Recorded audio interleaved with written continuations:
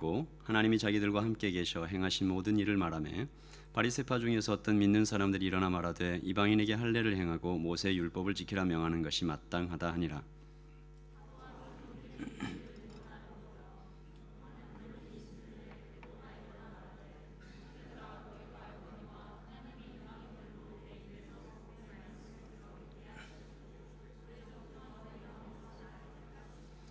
또 마음을 아시는 하나님이 우리와 같이 그들에게도 성령을 주어 증언하시고 믿음으로 그들의 마음을 깨끗이 하사 그들이나 우리나 차별하지 아니하셨느니라.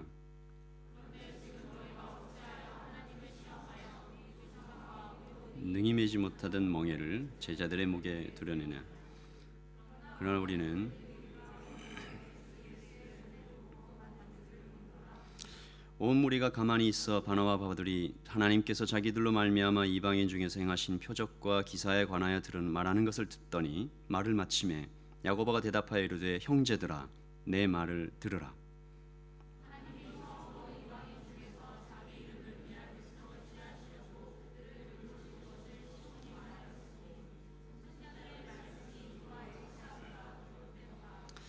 이후에 내가 돌아와서 다윗의 무너진 장막을 다시 지으며 또 그 허물어진 것을 다시 지어 일으키리니 이는 그 남은 사람들과 내 이름으로 빌컬음을 받는 모든 이방인들로 주를 찾게 하려 함이라 하셨으니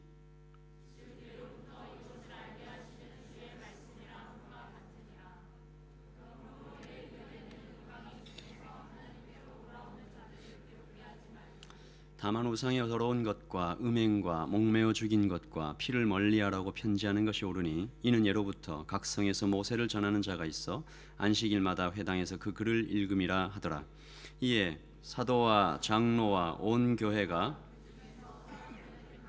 바울과 바나바와 함께 안디옥으로 보내기를 결정하니 곧 형제 중에 인도자인 바사바라는 유다와 실라더라. 아멘. 자리에 앉으시고요.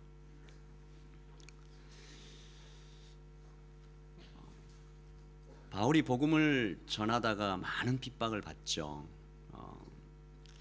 바울이 모욕도 당하고 협박도 당하고 결국엔 죽이려고 유대인들이 쫓아왔다가 루스드라라는 성에서는 돌에 맞아서 거의 죽게 되는 지경에 이릅니다. 잔인한 폭력을 행하는 거죠.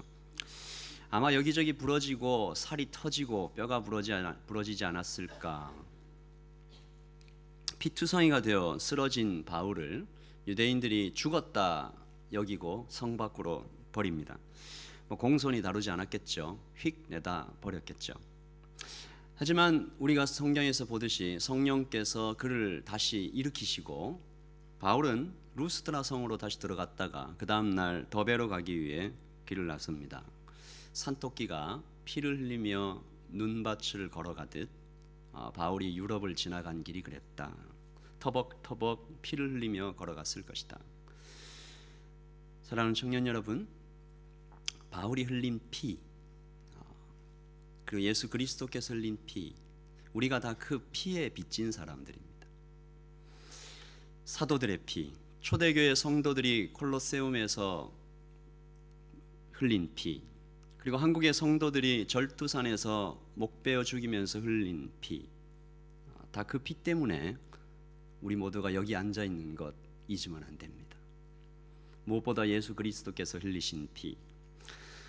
한국의 복음과 상황이라는 잡지가 있는데요. 그 잡지의 편집장이신 박총 전도사가 이렇게 말했습니다.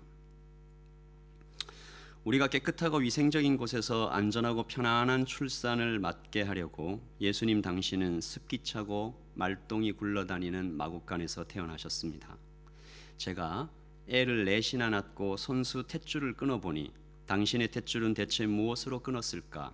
늘 그게 마음이 아픕니다. 우리 인생이 한낱 돈에 의해 팔려가지 않게 하려고 당신께서는 스스로 은 30개에 팔려가셨습니다. 그런데도 우리는 너무나 자주 조금 더 많은 연봉과 혜택에 자신을 팔아넘기곤 합니다. 저희를 용서하소서. 당신이 심한 채찍질로 너덜너덜해진 몸을 끌고 인류의 십자가를 지신 덕분에 우리는 건강한 몸으로 내 인생의 십자가만 지고 가면 됩니다. 당신이 십자가에서 타는 목마름을 호소하셨기에 우리가 영원히 목마르지 않는 생명수를 마십니다. 무슨 얘기하는지 아시겠죠? 우리가 다 누군가로부터 빚을 지고 살아간다. 얼마 전 미국에서 이민을 간 청년들이 자기 부모님한테 이렇게 감사하다라는 말을 하려고 동영상을 만든 것 본 적이 있습니다. 혹시 본 적이 있으신 분들은 있는지 모르겠는데, 하나같이 마지막 부분에 어머니, 아버지라는 단어를 부르면서 눈물을 쏟더라고요. 은혜를 안 거죠. 은혜를 아는 사람. 베푸신 은혜를 뒤늦게라도 깨닫고 부모님께 감사하다라는 말을 하는 그들 참 아름다웠습니다. 그 눈물과 감사로 인해 그들과 부모님과의 관계는 아마도 좋은 방향으로 회복되지 않았을까 생각해 봅니다. 은혜를 아는 것이 그러므로 모든 관계의 출발점입니다. 내가 내 힘으로 번 내 돈, 내 마음대로 쓰며 내 방식대로 사는 게 뭐가 문제냐라고 말하는 사람들이 있죠. 어리석은 사람들입니다. 아직 인생도 사랑도 하나님도 모르는 어리석고 비참한 사람이죠. 그들에게 관계란 언제나 이기고 지는 문제밖에 없는 것 같아요. 누가 이기냐? 너와 나의 관계 속에 누가 이기냐? 청춘 남녀가 사랑을 해도 매일 그 생각이에요. 이렇게 여러분 뭐 그런 얘기 하죠. 이렇게 그 단어를 잊어버렸네. 그 청춘 남녀들이 이렇게 사랑하면서 서로 막 이기고 지고 싸우는 거 뭐라 그래요? 밀당. 그래. 고마워요. 누가 이기냐? 누가 지냐? 직장의 동료와 보스와는 물론이고 부모 자식 사이에도 그러고 친구끼리도 날마다 전투. 안타까운 것은 교회에서도 이 모습들을 본다라는 것입니다. 누가 맞냐? 누가 더 강하냐? 우리는 아픈 장면들을 교회에서 많이 보았습니다. 앞으로도 보게 될 겁니다. 이런 삶이 불행하죠. 그래서 우리는 질문합니다. 혹시 다른 길은 없는가? 이기고 지는 게임밖에 없나? 이기고 지는 사각의 링 바깥으로 나가 게임을 완전히 바꾸는 방법은 없을까? 여러분, 싸우다가 이기고 지는 문제 때문에 둘 다 망하는 경우가 굉장히 많습니다. 영국의 저널리스트 노만 에인절이 이렇게 얘기했어요. 전쟁은 의미가 없는 것이다. 지는 쪽이나 이기는 쪽이나, 이 현대의 전쟁을 특히 얘기하는 건데, 지는 쪽이나 이기는 쪽이나 막대한 재정과 사람의 목숨을 잃게 되는 것이 전쟁, 의미가 없다. 그래서 지혜로운 사람들은 예전부터 일찍이 제3의 길, 나름대로의 대안을 고민해 왔습니다. 레드오션을 피하자, 피 튀기는 싸움을 떠나 블루오션으로 가자, 또 불교에서의 어떤 개념을 따와서 상생, 함께 살자, 이 얘기하는 사람들이 있죠. 사실 그러나 이 모든 그 제3의 길, 함께 공존, 이런 개념은 구약 성경 저 너머부터, 그 깊숙한 곳에서부터 있던 개념입니다. 바로 샬롬입니다. 우리나라의 안녕처럼 안녕하세요 하는 것처럼 이 샬롬도 유대인들의 인사말로도 많이 쓰이는데, 사실 이 샬롬이라는 말이 의미가 굉장히 넓고 깊어요. 원어적 의미로는 complete, full, 완전히 꽉 차다. 그리고 또 하나의 뜻이 값을 다 지불했다라는 뜻이 있습니다. 샬롬은 싸워서 뺏고 짓밟아서 내 것으로 만드는 팍스 로마나, 그 로마에서의 평화 같은 것이 아니라 관계와 조화, 릴레이션십과 하모니, 밸런스, 이것들을 노래하죠. 성경은 성경 곳곳에 아주 많은 그림 언어로 샬롬이 실천된 현장들을 보여줍니다. 우리가 에베소서를 보면 그 현장을 보죠. 가정입니다. 남편은 아내를 마치 예수 그리스도께서 죽으신 것처럼, 교회를 위하여 죽으신 것처럼 아내를 사랑하고, 아내는 마치 교회가 주님을 머리 된 것처럼 그렇게 사랑하고 존중하고, 그렇게 완벽한 하모니를 이루는 거죠. 유무상통, 사도행전 2장에 나타난 그 성도들의 아름다운 모습, 함께 모여 앉아 떡을 나누며 주님을 찬양하며 칭송하니 주께서 많은 사람들을 교회로, 구원받는 사람들을 더하시더라. 이런 모습들입니다. 그리고 오늘 우리가 이 15장에서 발견하게 되는 유대인과 이방인이 하나 되게 하는 그 모습도 샬롬이라고 할 수 있는 거죠. 지난주 목요일 새벽에 성도들과 함께 이사야의 글을 읽었습니다. 이사야 11장 유명한 장면이죠. 여러분 주일학교를 좋은 데 나오신 분들은 이 노래를 기억하고 있을 수 있어요. 독사굴에 어린이가 손 넣고 장난쳐도. 좋은 데를 안 나오신 것 같아 다들. 이런 찬양이 있어요. 독사굴에 어린아이가 손을 놓고 장난을 치고 어린 양과 염소가 표범과 이리와 함께 뒹군다. 결코 조화로울 수 없는 그 피조물들이 함께 조화롭게 지낸다. 평화의 나라, 이 샬롬이 완성된 하나님의 나라를 꿈꾸는 거죠. 말씀을 읽으며 성도들과 함께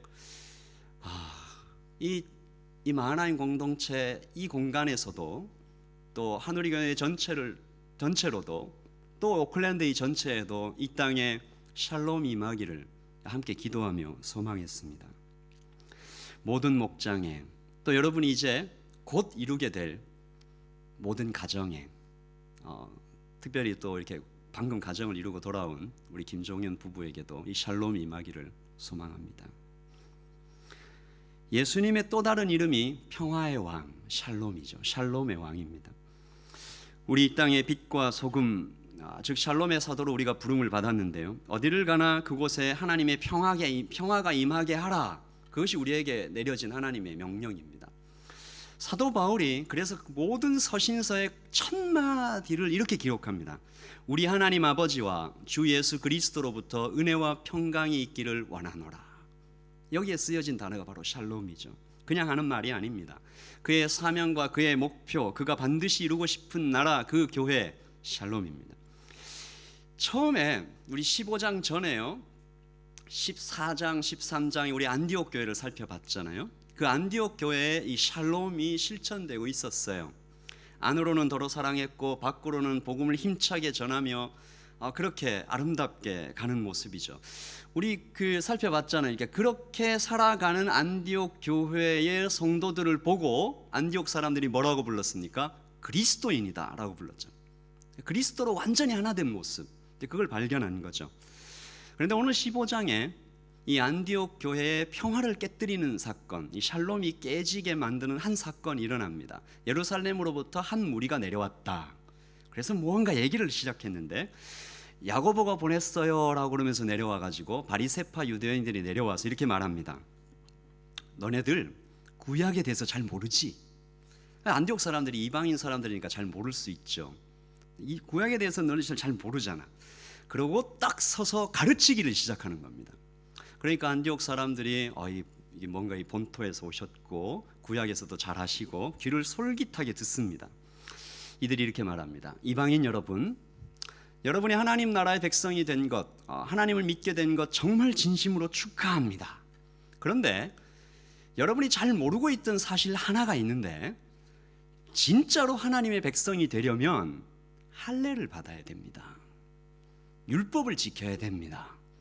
그렇지 않으면 진정으로 하나님의 백성이라고 할 수 없습니다. 이런 이야기들을 가르치기 시작했습니다. 이 문제가 아주 심각했어요. 어느 정도로 심각했냐면 베드로가 이들이 나타나자 슬그머니 숨을 정도로 비겁한 모습을 보이고 이방인들과 함께 음식을 먹다가 그랬죠.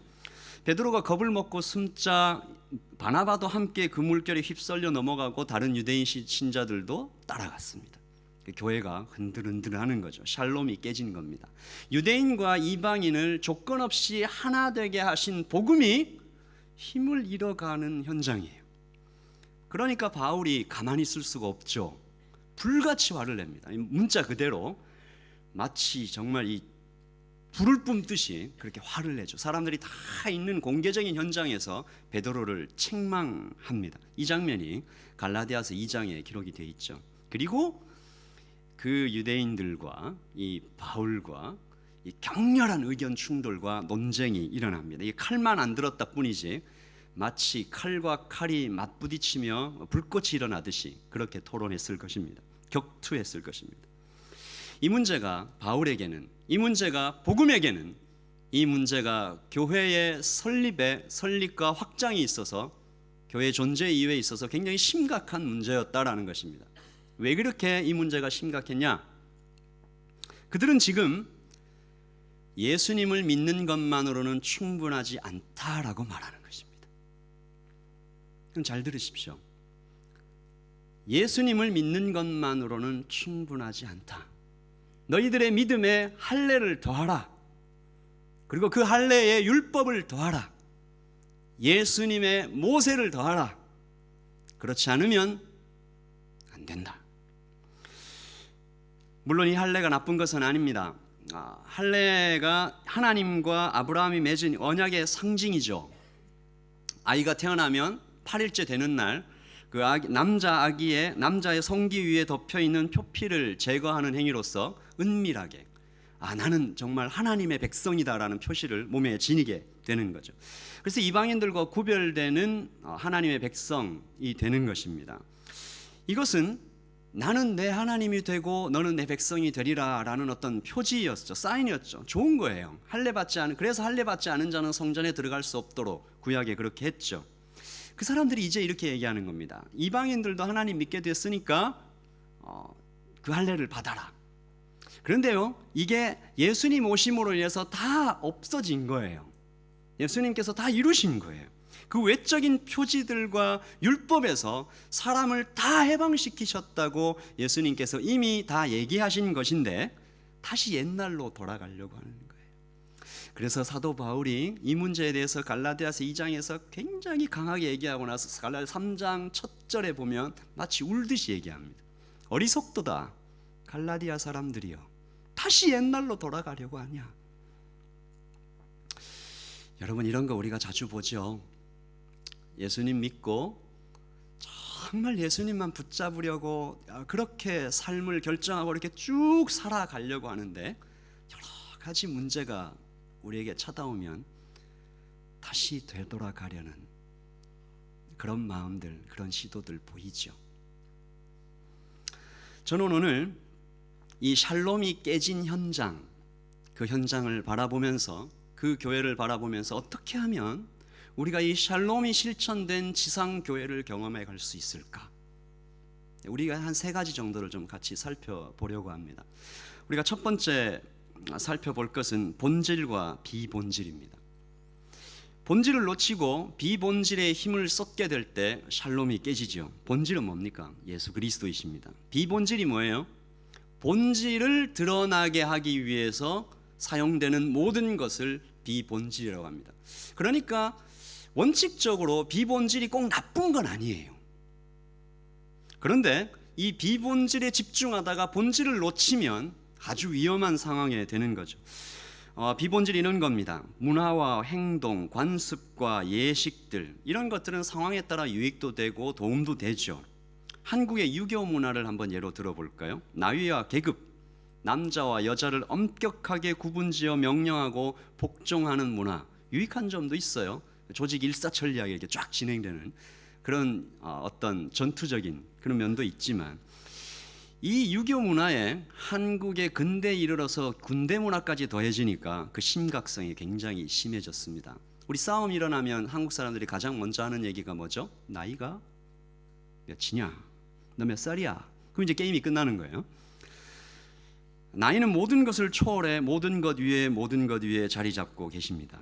안타까운 것은 교회 내에서도 마찬가지의 모습들을 우리가 본다라는 것입니다. 나이를 무시할 수는 없지만 언젠가 코스타의 한 강사님께서 이런 말을 하신 적이 있습니다. 그 교회의 청년부가 얼마나 건강한지는 그 교회 리더십들의 나이를 살펴보면 된다. 나이가 많다고 무조건 리더가 된다든가, 나이가 적다고 무조건 리더가 된다면 그 교회 청년부가 과연 건강할 수 있겠는가? 무슨 말인지 아시겠죠? 그런 의미에서 한우리교회 청년 교사와 목자 그리고 임원단들의 나이가 비교적 균형 잡게 분포되어 있는 것을 볼 때 참 감사하다라는 생각이 듭니다. 하나님 나라에서는 나이가 아니라 하나님 나라에서는 은사와 부르심을 따라 직분을 맡는 것이죠. 거기에 따라 질서가 있는 것입니다. 물론 제가 이 말씀을 드린다고 해서 내일부터 야자 타임 뭐 이렇게 가시면 안 돼요. 그걸 얘기하는 게 아닙니다. 목장에서도 마찬가지입니다.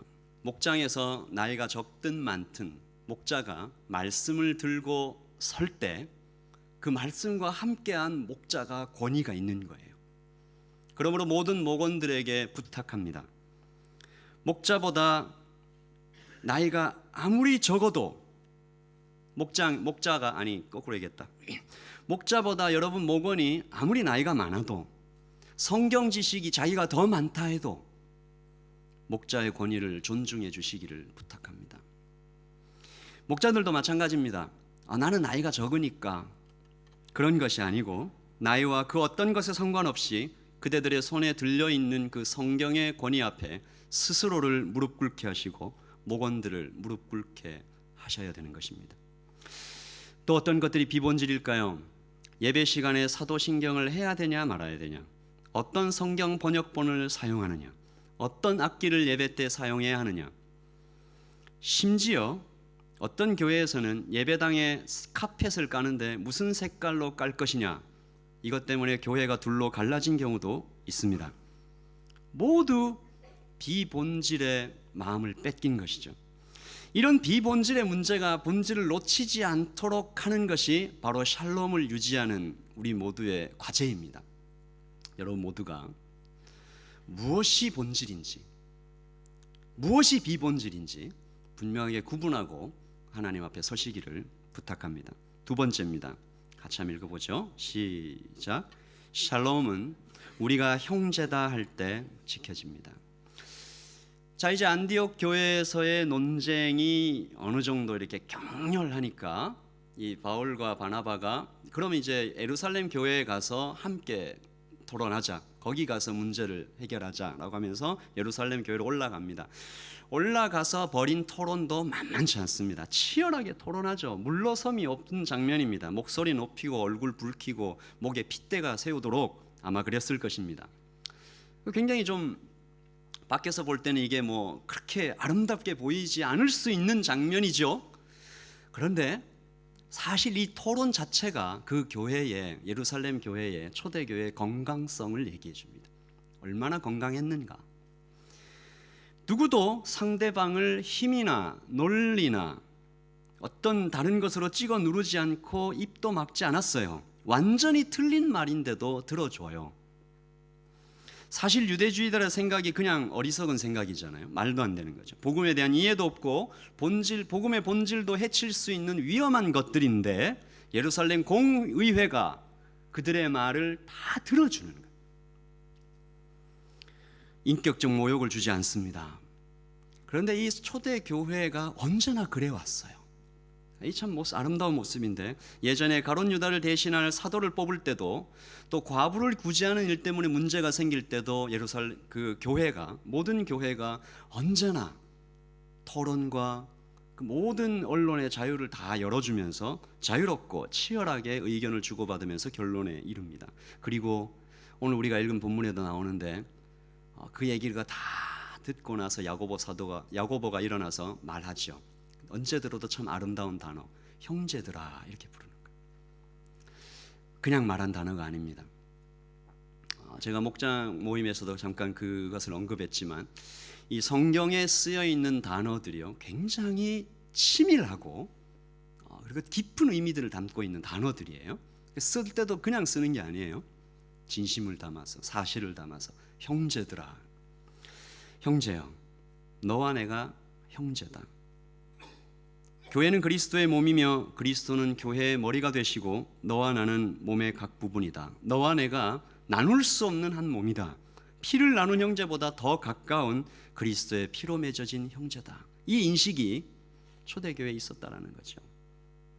우리 옆에 있는 사람을 한번 좀 불러보시죠. 형제요. 아니, 자매들한테는 자매라고 불러야지. 융통성이 없어요.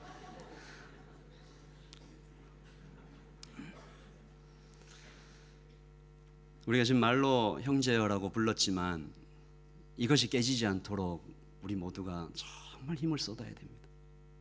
피로 맺어진 것보다 더 피로 맺어진, 이것이 우리의 고백이 되고 이것을 잃지 않을 때 샬롬이 지켜지는 것입니다. 앞서 바울은 마치 전사 같죠. 복음의 진리를 해치는 그 누구와도 격투할 마음이 있는 사람이에요. 이 사람이 굉장히 신랄하게 할례당하게 저항하고 베드로는 공식적으로 책망하죠. 그러나 동시에 그가 형제됨을 잃지 않죠. 유대인과 이방인들이 어떻게 하면 한 몸이 될까? 그가 어떻게 이렇게 할 수 있었을까? 그는 어떻게 복음을 타협하지 않으면서 교회를 연합시킬 수 있었을까? 어떻게 교회의 연합을 조금도 희생시키지 않으면서도 복음의 순수함을 지킬 수 있었을까? 우리는 그에게서 은혜로 얻는 구원에 대한 확고함과 더불어 실제적인 문제들에 대해서는 융통성을 가진 사람을 발견하게 됩니다. 왜 어떻게 그랬을까? 저는 그가 가진 깊은 사랑을 발견했습니다. 그가 사랑의 사람이었어요. 전사이기도 했지만 동시에 사랑의 사람이었어요. 그가 유대인들을 얼마나 사랑했고 이방인들을 얼마나 사랑했고, 우린 그가 이방인의 사도로 알려져 있다는 것만 많이 포커스할 수 있는데 그가 유대인들을 얼마나 사랑했는지 우리는 발견해요. 로마서 9장에 이런 말이 적혀 있습니다. 사도 바울이 얘기한 것인데요. 나의 양심이 성령 안에서 나를 증거합니다. 내 마음에는 큰 슬픔과 끊임없는 고통이 있습니다. 나는 나의 형제, 내 민족을 위해서라면 차라리 내가 저주를 받아 그리스도에게서 끊어져도 좋습니다. For I could wish that I myself were cursed and cut off from Christ for the sake of my brothers. For the sake of my brothers. 저주를 받아 그리스도에게서 끊어져도 좋습니다. 그만큼 유대인들을 사랑하는 그 마음이 있었기에 이스라엘은 그의 가슴에 아프게 박혀있는 가시와 같은 거예요. 제발 내 민족 이스라엘 구원하여 주시옵소서. 그러니까 그가 사랑 가운데서 토론할 수 있었겠죠. 그리고 사랑 가운데서 결론을 낼 수 있었겠죠. 그런 야고보의 4가지 제안을 받아들입니다. 우상에 목매어 죽인 것, 또 뭐 피째 먹지 말 것이며 음란과 이 4가지 제안들을 야고보가 하잖아요. 그 대안을 다 받아들입니다. 융통성이 있죠. 그리고 그렇게 할례를 반대했던 그가 나중에 제자 디모데에게는 또 할례를 주기도 합니다. 근데 그 모든 것이 사랑 가운데서 이루어지는 일이죠. 루터는 이렇게 말했습니다. 바울은 믿음에서는 강했다. 사랑에서는 부드러웠다. 믿음에 관해서는 우리는 강철과 같은 존재가 되어야 하고, 그러나 마음을 울리는 사랑에 대해서는 우리는 갈대와 바람에 날리는 잎새와 같아야 된다. 모든 것에 양보할 준비가 되어 있어야 한다. 여러분, 어메이징 그레이스를 작사한 존 뉴턴이라는 분이 이렇게 말했습니다. 바울은 비본질적인 것에 대해서는 갈대였으며 본질적인 것에 대하여는 철기둥과 같았다. 그가 사랑했기 때문이죠. 그래서 오늘 저희는 이 바울을 좀 닮기를 원하는 겁니다. 초대교회 예루살렘 공의회의 그 형제들을 좀 닮고 싶은 것입니다. 그리고 그들 안에 살아서 역사하신 예수 그리스도를 닮고 싶어 하시는 거죠. 예수님께서 어떻게 하셨어요? 세리와 죄인들과 함께 뒹굴며 먹고 마시며 정말 제한 없이 융통성 있게 사랑하고 품어 안으셨죠. 자신을 못 박는 자들에게도 저들을 용서하여 주시옵소서 말할 수 있었던 분입니다. 그러면서도 또한 바리새인과 제사장들을 향하여서는 칼날과 같은 독사의 자식들아, 그렇게 냉철하게 비판하실 수 있었어요. 사랑이 있으셨기에. 한 청년이 저한테 질문을 해왔습니다. 교회와 이 공동체에 대하여 도무지 비판하지 말아야 합니까? 아니요, 비판할 수 있습니다. 그러나 우리는 사랑 안에서 해야 되죠. 품어 안을 수 있을 때. 주님께서는 칼로 칼에 맞서지 않으셨어요. 결국 십자가 위에서 하나님의 뜻을 완성하실 때까지 그분은 언제나 치열하게 고민하셨습니다.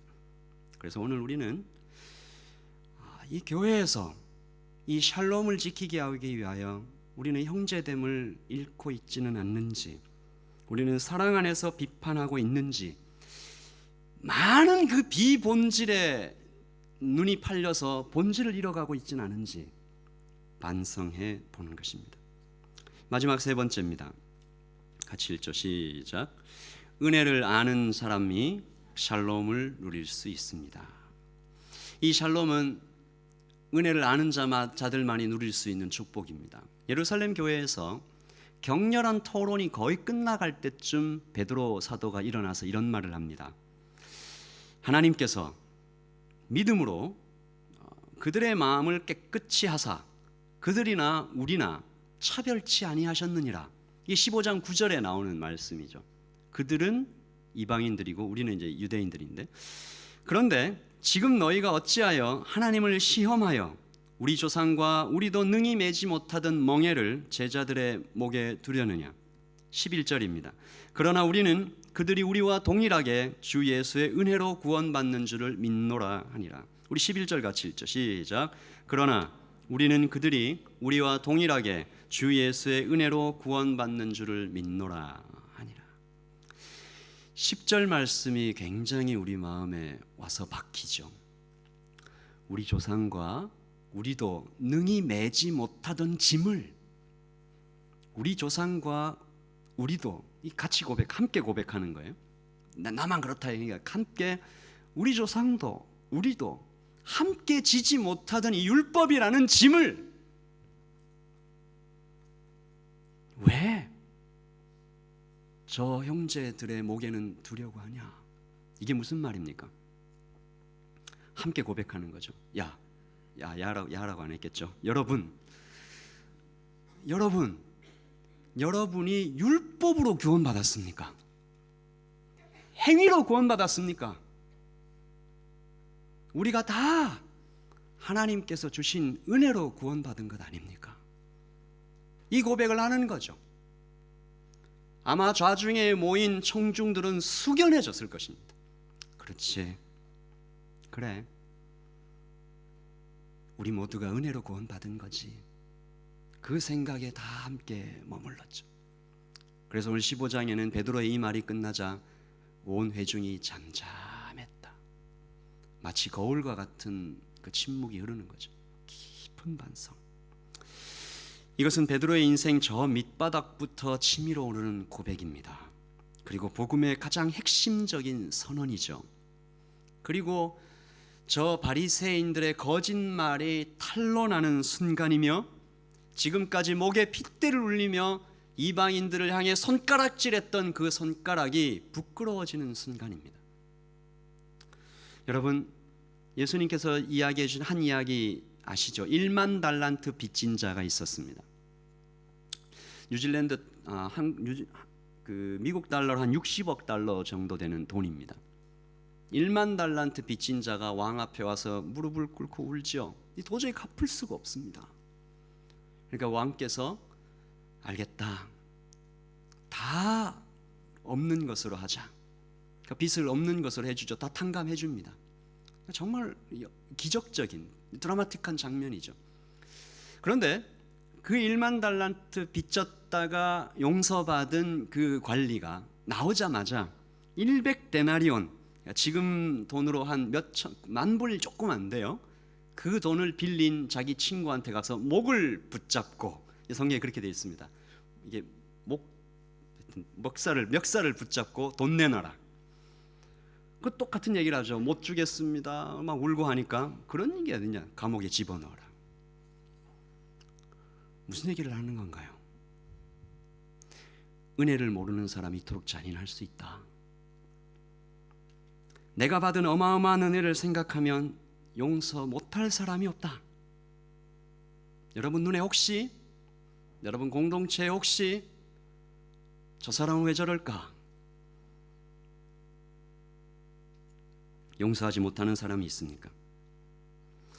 우리는 얼마나 자주 그 베드로의 말에 담긴 그 은혜의 선언을 잊어버릴 때가 참 많은가. 저도 그래요.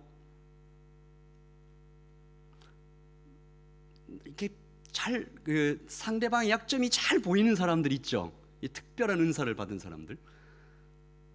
제가 그래요. 그 은혜의 선언을 잊으면 말로 할 수 없이 잔인해져 가는 거예요. 저 사람과는 도저히 함께 할 수가 없다.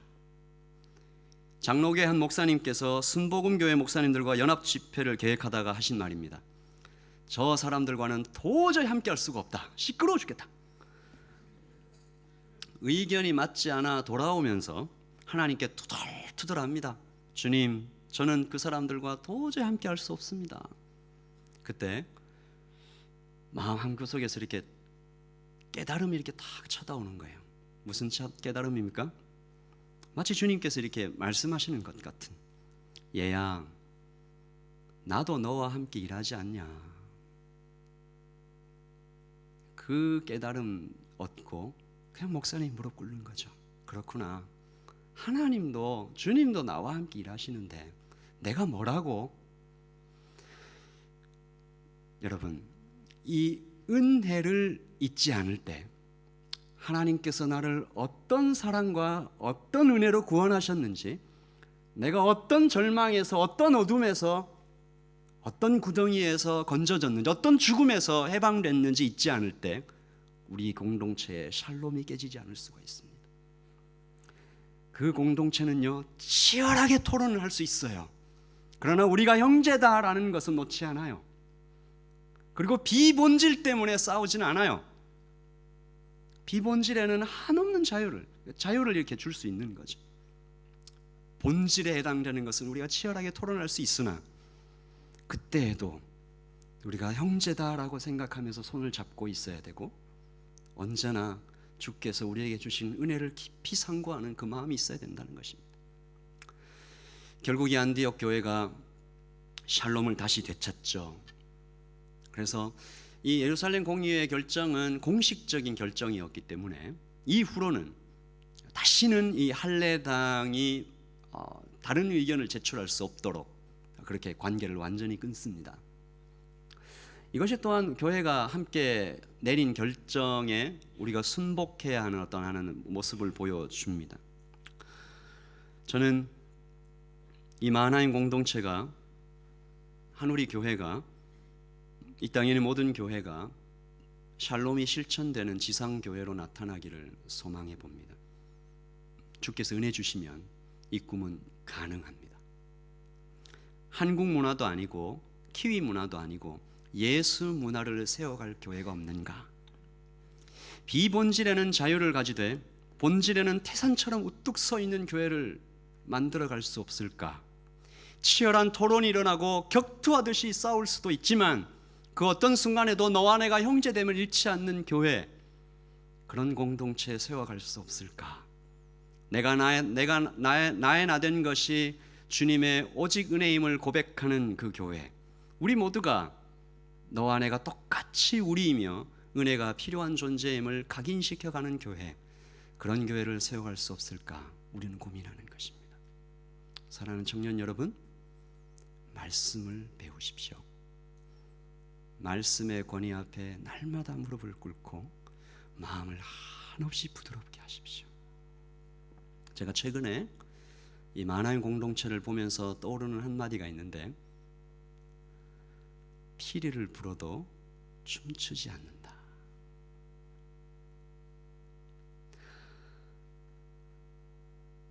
하나님께 대하여 오라. 말씀을 들으라. 기도하러 나오세요. 온 마음과 진심을 담아서 피리를 불어도 함께 노래하지 않는 많은 회중들을 보면서 제 마음이 참 슬프고 안타까울 때가 많습니다. 물론 그렇지 않은 사람도 여기에 많이 있는 것을 제가 알지만 아직도 우리의 공동체가 좀 그런 모습이 있다라는 것을 발견하면서 여러분 모두에게 이 샬롬이 실천된 지상교회, 하나님 안에서 우리가 하나됨을 다시 확인하고 본질에 힘을 쏟는 말씀 앞에, 주 예수 그리스도 앞에 무릎 꿇는, 너와 내가 형제대함을 잊지 않는, 목자 혼자 다 하세요 이런 느낌이 아니고 우리가 다 함께 공부하고 함께 일하고 함께 기도하며 함께 고민하자. 그런 공동체가 날마다 세워져 가기를 예수님의 이름으로 소망합니다.